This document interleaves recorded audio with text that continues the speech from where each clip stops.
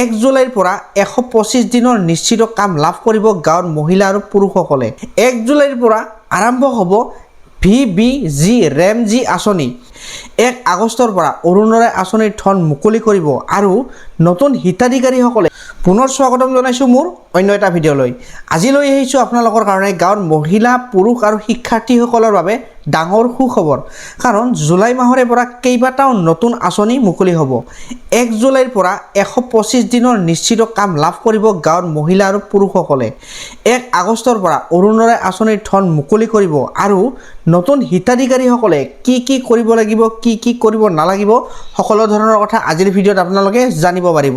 School বেগক লৈ নতুন নিয়ম আৰু আধাৰ কাৰ্ডৰ ক্ষেত্ৰত কঠোৰ সিদ্ধান্ত, সম্পূৰ্ণ খবৰ জানিবলৈ ভিডিঅ'টো সম্পূৰ্ণ শেষলৈকে চাওক আৰু চেনেলটো ছাবস্ক্ৰাইব কৰিবলৈ নাপাহৰিব। তো বলক এতিয়া ভিডিঅ'টো আৰম্ভ কৰোঁ। 1 জুলাইৰ পৰা আৰম্ভ হ'ব VBG ৰেমজি আঁচনি। অসমৰ লগতে সমগ্ৰ দেশৰ গাঁও অঞ্চলৰ লোকসকলৰ বাবে এক ডাঙৰ সুখবৰ। অহা 1 জুলাই 2026 পৰা আৰম্ভ হ'ব VBG ৰেমজি মানে Viksit Bharat guarantee for Rozgar and Ajeevika mission Gramin আঁচনি। এই আঁচনিৰ অধীনত গ্ৰামাঞ্চলৰ যোগ্য পৰিয়ালসমূহে বছৰি 125 দিনৰ নিশ্চিত কৰ্মসংস্থাপনৰ সুবিধা লাভ কৰিব। পূৰ্বে 100 দিনৰ কামৰ নিশ্চয়তা আছিল, কিন্তু নতুন অৱস্থাত এই সংখ্যা বৃদ্ধি কৰি 125 দিন কৰা হৈছে। চৰকাৰৰ মতে এই আঁচনিৰ জৰিয়তে কেৱল মজুৰি ভিত্তিক কাম নহয়, গাঁওসমূহত স্থায়ী সম্পদ সৃষ্টি, জলসংস্কৰণ, গ্ৰামীণ আন্তঃগাঁথনি উন্নয়ন, জীৱিকা বৃদ্ধি আৰু প্ৰাকৃতিক দুৰ্যোগ প্ৰতিৰোধমূলক কামত অধিক গুৰুত্ব দিয়া হ'ব। নতুন আঁচনিৰ অধীনত হিতাধিকাৰীসকলক স্মাৰ্ট জব কাৰ্ড প্ৰদান কৰা হ'ব। এই কাৰ্ডত ফেচ ৰেকগনাইজেশ্যন টেকন'লজি ব্যৱহাৰ কৰা হ'ব। ভুৱা নামত ধন লোৱা ঘটনা ৰোধ কৰিব পৰা যায়। ইফালে যিসকল লোকৰ জব কাৰ্ড ইতিমধ্যে আছে তেওঁলোকৰ কাৰ্ড কিছু সময়ৰ বাবে বৈধ থাকিব। নতুন গ্ৰামীণ ৰজগাৰ গেৰেণ্টি কাৰ্ড প্ৰদান নোহোৱালৈকে পুৰণি কাৰ্ড ব্যৱহাৰ কৰি থাকিব পাৰিব আপোনালোকে। উল্লেখযোগ্য যে উত্তৰ পূৰ্বাঞ্চলৰ ৰাজ্যসমূহৰ বাবে এই আঁচনিৰ ব্যয়ৰ 90% কেন্দ্ৰীয় চৰকাৰে বহন কৰিব, আনহাতে ৰাজ্য চৰকাৰে 10% ব্যয় বহন কৰিব। বিশেষজ্ঞসকলৰ মতে যদি এই আঁচনিৰ সফলতা ৰূপায়ণ হয় তেন্তে অসমৰ গাঁও অঞ্চলৰ হাজাৰ হাজাৰ পৰিয়ালে অধিক দিনৰ কাম আৰু অধিক আয়ৰ সুবিধা লাভ কৰিব বা বছৰত 365 দিনেই এই কামৰ সুবিধা আপোনালোকে লাভ কৰিব। এই খবৰ সম্পৰ্কে আপোনাৰ মতামত কি? 165 দিনৰ কামৰ নিশ্চয়তা গাঁওবাসীৰ বাবে কিমান উপকাৰী হ'ব বুলি আপুনি ভাবে? কমেণ্ট কৰি জনাব। তাৰ পিছৰ খবৰটো হৈছে, তাৰ পিছৰ গুৰুত্বপূৰ্ণ খবৰটো হৈছে অৰুণোদয় আঁচনি। 1 আগষ্টৰ পৰা আৰম্ভ হ'ব নতুন প্ৰক্ৰিয়া। অসমৰ লাখ লাখ মহিলাৰ বাবে আহিছে এক ডাঙৰ সুখবৰ। ৰাজ্য চৰকাৰে 1 আগষ্টৰ পৰা অৰুণোদয় আঁচনিৰ নতুন প্ৰক্ৰিয়া আৰম্ভ কৰাৰ সিদ্ধান্ত লৈছে। যিসকল যোগ্য মহিলা এতিয়াও অৰুণোদয় আঁচনিৰ সুবিধা লাভ কৰা নাই তেওঁলোকে এতিয়াৰে পৰাই প্ৰয়োজনীয় নথি পত্ৰসমূহ সাজু কৰি ৰাখিবলৈ আহ্বান জনোৱা হৈছে। বিশেষকৈ যিসকল মহিলাৰ ৰেচন কাৰ্ড আছে কিন্তু এতিয়াও অৰুণোদয় আঁচনি লাভ কৰা নাই তেওঁলোকে অতি সোনকালে আবেদন প্ৰক্ৰিয়াত অংশ ল'ব পাৰিব। চৰকাৰী নিৰ্দেশনা অহাৰ লগে লগে নতুন হিতাধিকাৰীৰ পৰা আবেদন পত্ৰ গ্ৰহণ কৰিব বুলি জানিব পৰা গৈছে। ইফালে অৰুণোদয় আঁচনিৰ ধন লাভ কৰিবলৈ DBT মানে ডাইৰেক্ট বেনিফিট ট্ৰান্সফাৰ লিংক কৰাটো অত্যন্ত জৰুৰী।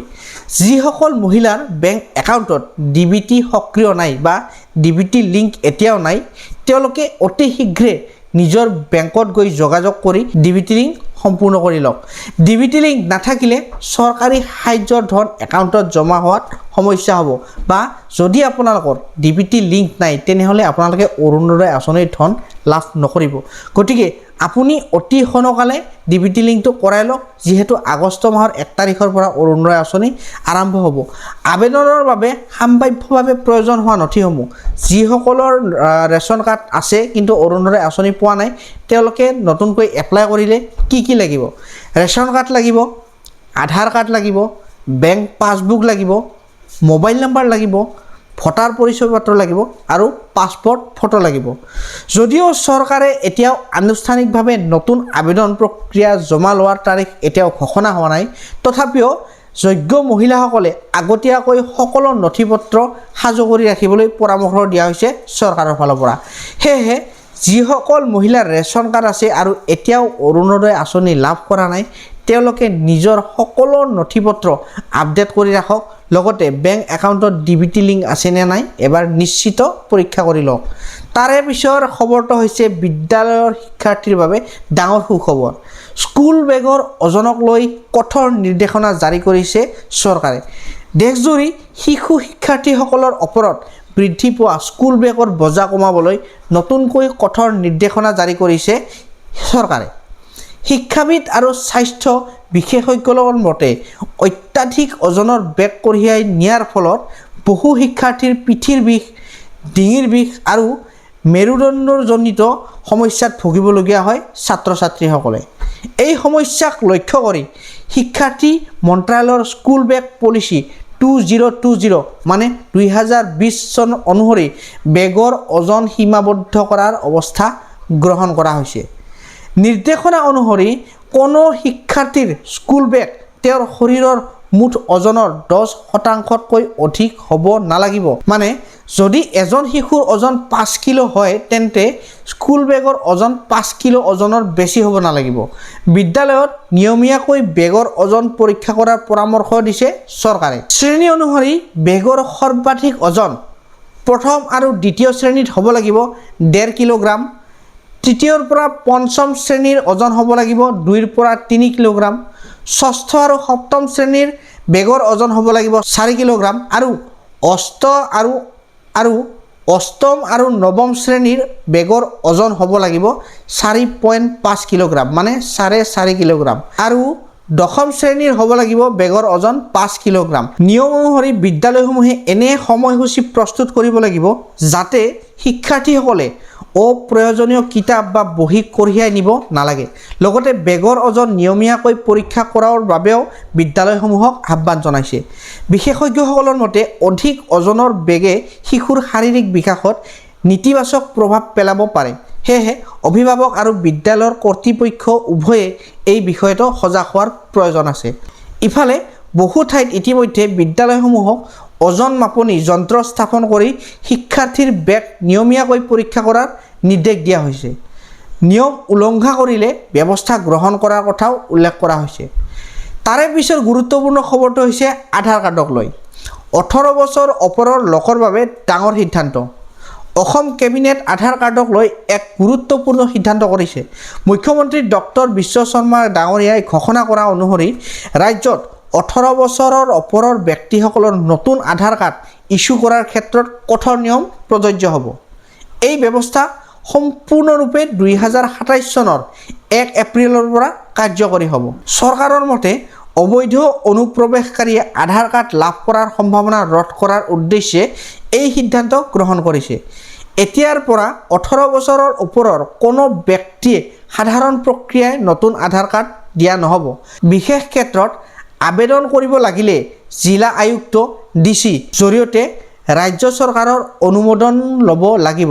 ইফালে SC, ST আৰু চাহ বাগিচাৰ সম্প্ৰদায়ৰ লোকসকলৰ বাবে কিছু ৰেহাই কৰা হৈছে। এই শ্ৰেণীৰ লোকসকলে 2027 চনৰ মাৰ্চ মাহলৈকে নতুন আধাৰ কাৰ্ডৰ বাবে আবেদন কৰিব পাৰিব। 18 বছৰৰ তলৰ শিশুসকলৰ ক্ষেত্ৰত এই নতুন নিয়ম প্ৰযোজ্য নহ'ব। মুখ্যমন্ত্ৰীয়ে লগতে কয় যে অসমৰ কিছুমান জিলাত আধাৰ কাৰ্ডৰ সংখ্যা জনসংখ্যাতকৈও অধিক হোৱা দেখা গৈছে। সেয়েহে নতুন আধাৰ কাৰ্ড ইছ্যুৰ ক্ষেত্ৰত অধিক সতৰ্কতা অৱলম্বন কৰাৰ প্ৰয়োজনীয়তা অনুভৱ কৰিছে চৰকাৰে। গুৰুত্বপূৰ্ণ কথা হ'ল যিসকলৰ আধাৰ কাৰ্ড ইতিমধ্যে আছে তেওঁলোকৰ কোনো সমস্যা নহ'ব। এই সিদ্ধান্ত মূলতঃ নতুনকৈ আধাৰ কাৰ্ড বনাব বিচৰা 18 বছৰৰ ওপৰৰ ব্যক্তিসকলৰ ক্ষেত্ৰতহে প্ৰযোজ্য হ'ব। এতিয়া চাবলগীয়া বিষয় হ'ল এই নতুন নিয়মে ৰাজ্যত আধাৰ কাৰ্ড নামভৰ্তিৰ অৱস্থাত কেনেধৰণৰ প্ৰভাৱ পেলায়। গতিকে আজিৰ ভিডিঅ'টো এইখিনি আছিল। যদি ভিডিঅ'টো ভাল লাগিল তেনেহ'লে ভিডিঅ'টো এটা লাইক কৰি দিব আৰু যদি চেনেলটোলৈ প্ৰথমবাৰৰ কাৰণে আহিছিল তেনেহ'লে মোৰ চেনেলটো আপোনালোকে ছাবস্ক্ৰাইব কৰিবলৈ নাপাহৰিব, কাৰণ এনেকুৱা ধৰণৰ ইম্পৰ্টেণ্ট আৰু ইনফৰ্মেটিভ ভিডিঅ' মই আপোনালোকৰ কাৰণে সদায় লৈ আহোঁ। গতিকে আজিলৈ ধন্যবাদ, লগ পাম নেক্সট ভিডিঅ'ত।